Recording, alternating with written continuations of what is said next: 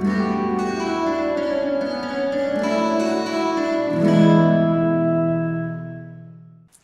ladies and gentlemen. Welcome to Bastions and Basilisks. My name is Brandon Wynn, My name is Calvin. and this is a sorcerer. Did you change I the? did Yeah, change it. okay. Want to make sure. You mentioned it, and I was like, Sorcerer. That's why Yeah, needed to get the spelling. I just wanted to make sure because, like, I was like, is there another O in there? Is it like Sorcerer? I never know how to spell sorcerer right because I always put the C in the very front, right after the S, so that never spells it A correctly. Sorcerer? It's like More source. like a Scorcherer, because I'm so hot. It's like when you say source your stuff, like SCOURSE, if I'm No, correct, or is it just an no. S? I've always spelled it with the second C then, and no one Nope. has ever fucking done anything about it. Nope. Source is SOURCE. I've been through college classes and not a single I swear teacher. to God, I'm in college. I took one semester of college and they did nothing about that. That's sad. Anyways, off about the fact that I'm illiterate. Uh, let's get straight into the class features. So they have 1d6 for hit points. Uh, they don't have any armor proficiencies, but their weapon proficiencies are darts, daggers, slings, quarterstaffs, and light crossbows. They don't have any tool proficiencies, and they can choose two of these skills, which are Arcana, Deception, Insight, Intimidation, Persuasion, and Religion. You There's did do the saving throws, right? Or was I just not paying attention? I did not. I accidentally skipped over that. The saving throws are Constitution and Charisma. What's funny is that I looked at the word saving throws, and immediately my mind blanked. So I just went straight to the skills. I think that happened the last time I did this too. Possibly. Constitution is such a good thing to be proficient in. Yeah, it's kind of as a weird. caster. Yeah, like you don't have a very big constitution as a caster. So typically, like, you have the D8 or D6, so you kind of want to be healthier. There's a spell casting, blah, blah, blah, which in itself is a pain in the ass to ever understand. At level 2, you get Font of Magic. Let me make sure I didn't skip anything. Well, Sorcerer Origin, but that's just... Yeah, Sorcerer Origin, but that's a whole thing. At second level for Font of Magic, you tap into a deep wellspring of magic within yourself. This wellspring is represented by sorcery points, which allows you to create a variety of magical effects. Sorcery points. You have 2 sorcery points, and you gain more as you reach higher levels. As shown on the entire sorcery table, you can never have more sorcery points than shown on the table for your level. You regain all sorcery points after you finish a long rest. Flexible casting. You can use your sorcery points to gain additional spell slots or sacrifice spell slots to gain additional sorcery points. Learn other ways to use your sorcery points as you reach higher levels. Should I go into the creating spell slots thing? I mean, you can. All right. It's not a whole lot. You can transform unexpended sorcery points into 1 spell slot as a bonus action on your turn. The spell slot table shows a cost of creating a spell slot of a given level. You can create spell slots no higher than 5th level. Any spell slot you create with the feature vanishes when you finish a long rest. At first level, it costs 2 sorcery points. Second level, it costs 3. Third level, it costs 5. Fourth level, 6. And fifth level, 7. Spell slots, not specific character level. Yeah, these are all like... So first level spell slot is 2 points. Second level, 3. And just like that with spell slots. Which, considering the difference of the power rating, I mean, thankfully it stopped. Not thankfully, but it stops at 5th level spell slots. But considering the power of like 7 sorcery points for a 5th level spell slot, super worth it. Wow. Yeah, I completely agree. Because I would assume like the next level would be like, say, 6th level would be 10 sorcery points, given how they kind of jumped up 2 at 3rd level. So when it comes to sorcery points to the actual spell list, or spell slot to the actual sorcery points, my bad, you just reverse it. So a 1st level spell in turn of changing it over would be 2, and just reverse the table we just spoke about. At level 3, we get meta magic. You gain the ability to twist your spells to suit your needs. You gain 2 of the following meta magic options. You gain another at 10th and 17th level. You can only use a meta magic option on a spell when you cast it, unless otherwise noted. So here's the list of the different types of meta magic. that you can select from. The first one is Careful Spell. When you cast a spell that forces other creatures to make a saving throw, you can protect some of those creatures from the spell's full force. To do so, you spend 1 sorcery point and choose a number of creatures up to your charisma modifier, minimum of 1. A chosen creature automatically succeeds on a saving throw against the spell. So I'm assuming like an AoE type of thing. The fact that that's only 1 spell slot or 1 sorcery point for that is a little disgusting, because you're like you're charisma caster, so it's your main stat. So you're like, boom, I drop a fireball, I spend 1 sorcery point. And like up to 3 or however many your thing is. 3, 4, 5. You're like, all right, just our entire party's protected. Yeah, that's actually kind of impressive. Huh. Like that kind of goes into. It should almost be 1 sorcery point per person you're trying to, because then you're gonna, like, if you're trying to drop it on 1 target, then you're eating a lot of sorcery points to be that careful. Yeah, like imagine if that, you know what, that's going into the rogue from last episode. I think you know where I'm going with the rogue. Yeah, but you protect your rogue from your fireball. Yeah, and they automatically succeed, so they're evasion. You're like, boop. Yeah, they don't have to worry. Distance spell. When you cast a spell that has a range of 5 feet or greater, so like that's most spells, you can spend 1 sorcery point to double the range of the spell. When you cast a spell that has a range of touch, you can spend 1 sorcery point to make it a range of 30 feet. Cure Wounds. Perfect example of being able to do that. Actually, really impressive. Grass. I mean, there's... I'm trying to think of like other ones that are touch, but I don't think I can. Yeah.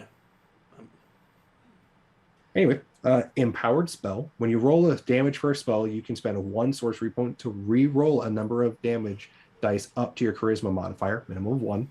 You must use the new rolls. You can use the Empowered Spell even if you have already used a different meta magic option during the casting of the spell. So like Careful or Distant, you know, like you can stack it on top, which is really cool. Extended Spell. When you cast a spell that has a duration of 1 minute or longer, you can spend 1 sorcery point to double its duration to a maximum of 24 hours. Jesus Christ. Well, that also prevents you from casting like certain spells that last, 12 hours or 24 hours. Like you're not doubling it for anything that's already like extremely high, like it's of a minute. Right. No, for less. Because it says it has 1 minute or longer. I actually had an idea for taking the meta magic feat out of Tasha's and as a cleric and casting it with spiritual weapon. So now you get a 2-minute spiritual weapon. Fuck. Which in our game, spiritual weapon hits a lot. I've actually never gotten to use it accurately. Every time I've used spiritual weapon, which I think was like 3 times, I've missed and then I gave up on using it. Yeah, the majority of it misses, but then at least it gives you a bonus action thing, something to do. Yeah, but mainly with a cleric who usually can't attack with the secondary action or a bonus action. Right. There's heightened spell. You can cast a spell that forces a creature to make a saving throw to resist its effects. You can spend 3 sorcery points to give 1 target of the spell's disadvantage on the first saving throw made against the spell, which is actually really impressive that it has 3. It's kind of funny how all the others it's been 1 and it has like some really impressive abilities of being abused, but this one is just 3. It's kind of weird. There's Quicken Spell. When you cast a spell that has a casting time of 1 action, you can spend 2 sorcery points to change the casting time to 1 bonus action for the caster. So which is stupid. Yeah. Because of how this spell economy works, it's such a useless meta magic feat. Yeah, like that's basically saying unless you want to. You can only use a cantrip at that point, right? Well, yeah, but it's kind of weird. You might as well just keep it as your action, then use your secondary action to cast a cantrip. Or it's just like it's with this how spells, the ruling of spells, it's just such a stupid fucking thing. No, I completely agree. There's Subtle Spell. When you cast a spell, you can spend 1 sorcery point to get rid of the somatic and verbal components. Yeah, I thought it said hand. So basically, isn't somatic like the hand signs? Yeah. And the other ones are verbal?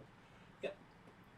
Which, if I'm correct, spells don't have a set one. You just kind of like most people don't really go about it. They just kind of have per person, right? All the spells have. No, I'm talking about like there's no like set way to cast Firebolt. So like I'm assuming each Oh, person who you learns mean it okay? does it differently. Uh, yes and no. Technically, you're supposed to like lore wise, you're supposed to do the specific. It's Leviosa, not Leviosa, like type of thing. Like you're supposed to do it the exact same way, but there's no reason. Like, but Yeah, it's I've that is not something that I would ever enforce. yeah, Like, I've honestly always kind of thought that it was per person. Like it was like, yeah, they cast Firebolt differently, you know? Like that's how I've yeah, always thought it was. So that's it's why I how asked. like much like with wizards, you can uh write in your spell book and write it however you want. You know, it doesn't have to be in draconic anymore. So, um, it's you know you could be the words can be you can change what the verbal components are. You can change what the somatic components are. Theoretically, you can change what the material components are as long as it's a, you know. I mean, especially because there's so many ways to get over the with the spell focus. It's like, oh, you don't Yeah. even need somatic component or material components unless it's, you know, costs money. Like, but then you can't really argue with that. Yeah. Uh yeah. I actually had a friend using actual Harry Potter like spells as actual spells. That's ultimate nerd. I changed the verbal component of my magic missile to eat a dick.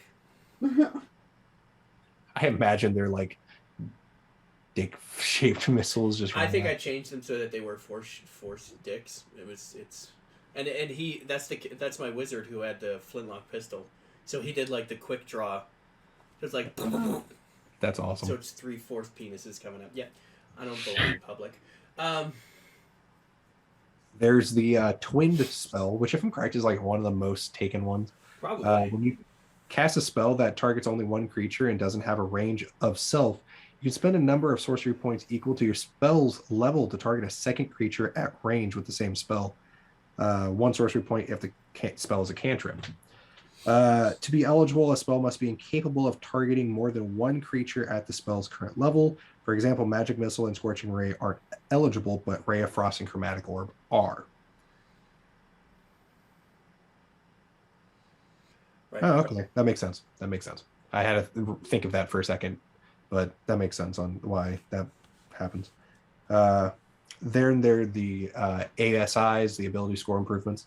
You get those at 4th, 8th, 12th, 16th, and 19th levels. So my brother pointed out he had a cool idea for twin spell, where if you go, the one that gives them healing spells, you can cast healing word, twin healing word. That's not even bad. Damn. There's like so much use on this. Or actually also, nope, that requires you to be declared. Never mind. Go ahead.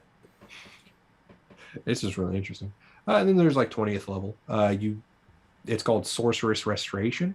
At 20th level, you regain 4 expended sorcery points whenever you finish a short rest.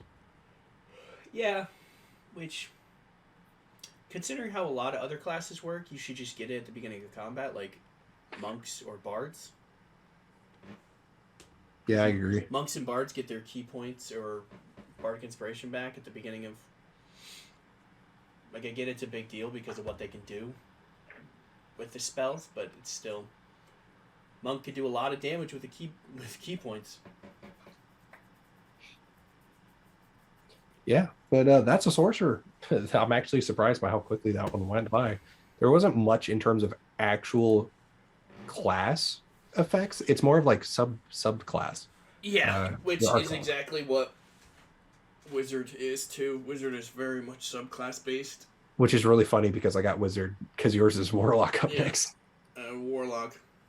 I got it under Warlock and Key. Which is funny because you get to do your witch class. I do.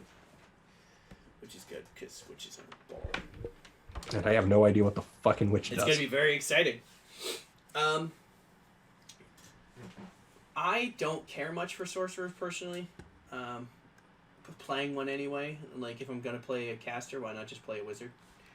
Why play a warlock or a sorcerer? I always viewed sorcerers as like pompous assholes, kind of like how wizards are deemed as. It's like sorcerers, like, yeah, I do this without having to study. And it's like, why are you saying that? It's like, why does that matter? Like, that's why I bag on warlocks and bards a lot, but I don't actually bag on sorcerers because bards, if you read them how they're written, they're pretty much drama school wizards. Yeah. And warlocks are just stupid wizards who got a sugar Wizards daddy. who dropped out of wizard school. Like, they got a sugar daddy. Like, They got a sugar daddy who abandoned them after their first session. but that depends on how you play their patron. But yeah, it's just It like was just them being what, a quarter caster. Like, that was the joke. Like, they don't have much more powerful spells, but they can refresh those a lot. yeah, which is only great if you can. Well, we'll go into that next. But You use your 2 spells and then you just rely on Eldritch Blast way too much. and so I mean, I would say the difference is with the sorcery points, like that makes, depending on how you build it. I mean, you only get up to 4, but that makes sorcerers very versatile and very. You have to be well thought out. Like, it's very tactical and strategic how you build a sorcerer. And then, I mean, they get really good bloodlines. I mean, warlock only gets like. I mean, all of theirs are kind of good, but some of theirs are kind of meh, like mid at best. But like, sorcerers, like, I mean, draconic bloodline is good. Wild magic is fun because of the pure chaos of it. Like, and then some of the other ones from the other books, like, they get the divine bloodline, which is really good because now you have a sorcerer who's a healer. The storm one, so that, you know, they can fly around. Like, they get a lot of good. I'm sure there's other ones in Xanathars that I'm completely forgetting about, but I think actually, the shadow one. Shadow one is so good. Have you seen the shadow one? Like, at first level, you get like a dark vision of like 120 feet. You get something similar to what zombies get. That if you get dropped to 0, you can roll. I think it might be a charisma check equal to a certain, like, equal Which to ones is damage. that one in? Xanathars. I've probably read it, but I haven't like seen Like, it in a while. the shadow sorcerer starts off strong. Level 6 is okay. Like, and then like their Umbra one, like, it is good. Like, sorcerers, I wish I liked sorcerers more, but I'm like, why do I play a sorcerer when I could just. I like having options of spells. I don't like having to pick and choose what spells I get, because then I'm like, cool, if only I had fucking magic missile right now. But stupidly, I chose chromatic orb and I'm naked. Like, like, No, I get that. so. Here's But- my funnels. But they sorcerers are a strong caster class that I just don't want to play, Oh, that's completely fair. and they have strong subclasses or archetypes or whatever you want to call them, or sorcerer origins. Like, their I see- bloodlines. I So kind of good. him up. Like, it's whatever the hell it's to me at that moment. Because, like, I mean, wild magic surges are the best because they're not always good, but it's always funny. Like, they can come in clutch. Like, in one game, we had a character who I think rolled maybe it was two wild magic surges in the same fight, or no, 3. He rolled 3 magic surges in one fight. He essentially he cast something and he was filled. There was, like, in the air there was this, like, angelic chorus around him. I don't remember what number that is. And then he used, like, thunder step to get on top of a tower or something, and he used it, and then suddenly he was levitating, because that's the thing. Levitate is 45 through 46. I'm trying to find the one that of the angelic chorus. And then ethereal, you're surrounded by faint ethereal music for the next minute. Which one's that one? 97 to 98. You're surrounded by faint ethereal music. We had that be like angelic. And so he did that, and then he cast Thunderstep again to get out of there. Like, he used it as a teleportation to get out of there. And that's the one where he rolled, I don't know, whichever one summons Flumps. I love flumps. It reminds me of the tentacle floating squid from 3 ODST. Tentacool and Tentacruel. I was thinking Halo 3 ODST. Oh. The engineers, you know what I'm talking about? No. Have you not played 3 ODST? I haven't played much of Halo, period. How can we be friends? We like D&D. Fair. Yeah, it's 37-38. 1d6 flumps controlled by the DM appear in unoccupied spaces within 60 feet of you and are frightened of you. They vanish after 1 minute. I love how they're frightened. So, the best part is we did it. He did it, and I think he rolled, because how we roll on Roll20, we roll with advantage. Or, well, we roll twice. It always does it with advantage, or so it rolls twice. We just do it. If it's without advantage, you always take the left one. If it's with advantage, you take the highest. If it's disadvantage, you take the lowest. Like, it's just, we have a set. Oh, that makes sense. That way you don't have to worry about rolling twice if it's with advantage or disadvantage. So he rolled, and he got 2 1s on he got double 1s on his roll. So we did it. So he rolled actually 2d6. So it was like he actually got like 8 flumps, which actually were the exact amount of spaces except for like because one of the players was next to him. So like he was surrounded by flumps. And we did it so that essentially, or he had it so that essentially the ethereal music literally cut out as the flumps appeared. So he casts a thing, and it's like,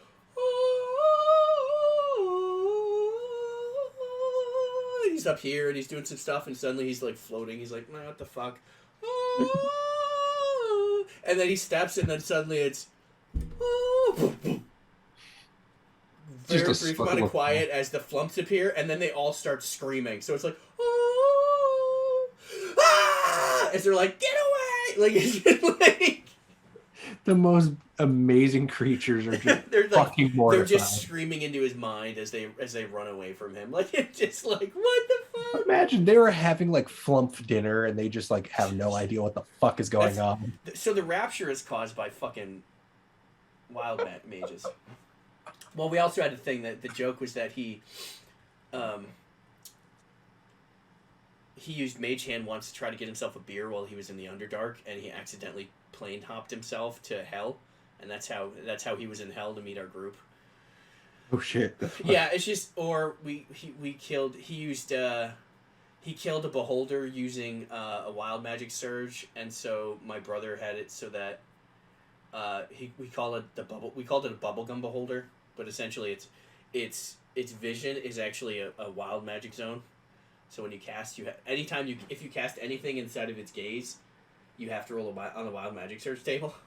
That's actually pretty cool. Yeah, like it never really got any use because he was still a baby when the game ended. But yeah, wild mages are so like I don't want to play a sorcerer, but sorcerers are good, especially when you hit them and you're like, roll your constitution. And they're like, oh, look at that. I got a 75 because I'm proficient. You're like, what the fuck? Like, just be the tankiest fucking sorcerer. Yeah, it's like, you are a peasant. How dare you mock me? But they just sip tea as they get, like, impaled by a 4-foot fucking longsword. They're like, or not a longsword, a greatsword. They're like, it's like Jack Sparrow when you drink something and it comes out of his ribs in the first one. He's just like, Pish posh. Yeah, my friend Salem played a wild magic, and it's good stuff. But no, yeah, sorcerers are a good class. For me, it's the having to pick spells that I'm like, I don't like. The spells for me have always been weird. Like I some games I'm like, yeah, you can pick from any spell list. Some games I'm not. Like my current one, you can't pick from spell lists. But it's just like, yeah, it's like sorcerer. I'd have to find a way to homebrew that. It's like, yeah, that's kind of stupid. You're stuck with these spells. I don't like that idea. Like I feel like you should be at least able to learn other spells after, but it's like depending on your bloodline, that actually would be a really cool thing to do. To add spells? Yeah, like you go up and you do strengthening your blood in a specific way to allow you act like the draconic one. Like you have to go talk to dragons or something. You pick certain dragon, but that would be it'd be kind of like crap. What's the name of that game with Alex Mercer? Alex Mercer? Alex Mercer. I don't know who that is. It's the main character of. It's the one where you run around and you're effectively a symbiote and you eat people. Are you talking about the fucking one? I think I know what you're talking about. Yeah, but you can eat people in Prototype? Prototype, yes. So essentially, I've never played it. I've never played it, but I know what you're talking the about. the main character's name is Alex Mercer. I remember the main character's name for some reason, but I don't remember the name of the game. It's funny. I heard Alex Mercer, and I was like, that sounds really familiar. Well, it's not Matt. It's not Matt Mercer. Yeah, but you know, but that would be it would be a really cool thing to. If you're draconic ancestry, let's say a black dragon, and you have to go and either go to and converse with your, because you get actually I think at some point, yeah, add your charisma modifier to the damage. I think you get. No, I think it's in older editions that you get bonuses to charisma when talking with them, but like, oh no, you additionally whenever you make a charisma check when interacting with dragons, your proficiency bonus is doubled if it applies to the check. So it would be cool if you could go to other dragons essentially to learn, add known spells. Like that would be a cool thing. I mean, we could also go based on you have to eat other dragons, you know. Yeah. Which imagine you walk up to a red dragonborn and you're like, "Teach me your ways," and he's like, "Well, that's only if you want their breath weapon." Yeah. Imagine a sorcerer just wild magics and one of the like. Imagine if it's like on the wild magic list, it's like you breathe the fire dragon, like ancient red dragon's fire breath, like that damage completely by accident. That's a lot of fucking damage. Like I know there's like similar ones, but it's like that's fuck.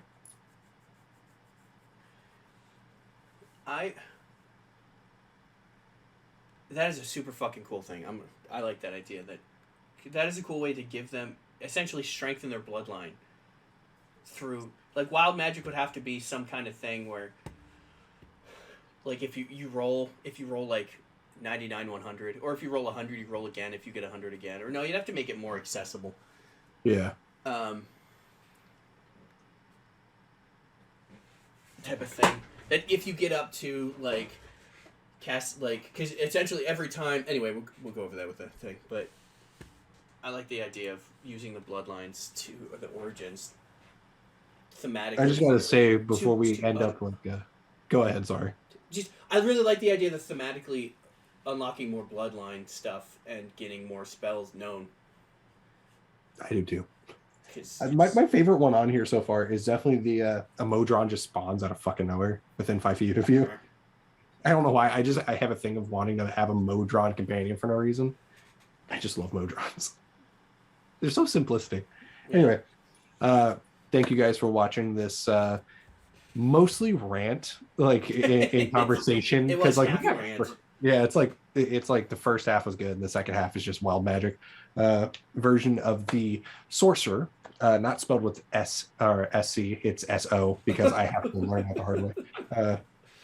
But I hope you guys enjoyed that this video. My name is Brandon Wynn. I'm Kalvin. And we'll see you guys in the next video. See ya. Thanks for watching. Please like, subscribe, and comment. And now you get to listen to the outro song. And